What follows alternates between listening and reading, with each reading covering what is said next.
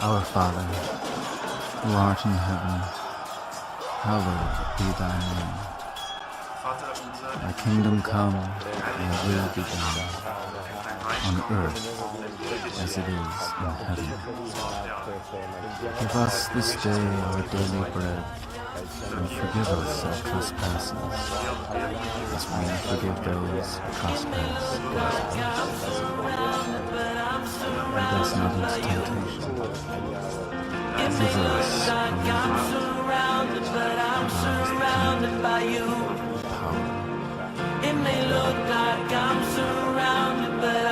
Then we fast forward to Matthew chapter 26 at the Last Supper.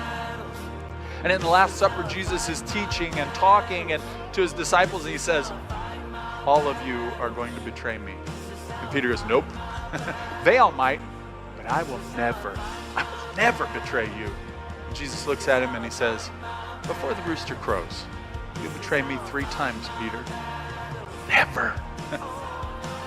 And then from there, Peter, steadfast and strong, knowing he's never going to give up. Jesus is approached by these soldiers, and Peter pulls out his sword. Pulling out his sword, the high priest's servant comes toward him, and Peter takes a swing at him and cuts off his ear. Jesus heals his ear right there and looks at Peter and he says, if you live by the sword, you're going to die by the sword.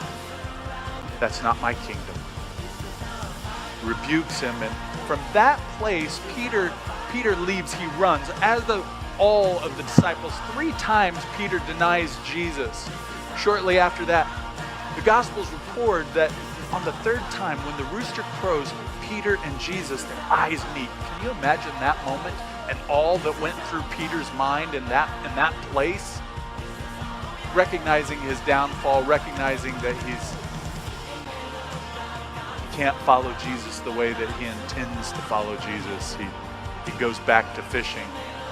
He sees Jesus after the resurrection. He goes back to fishing after that. And it's in that place of fishing that Jesus goes back and calls him.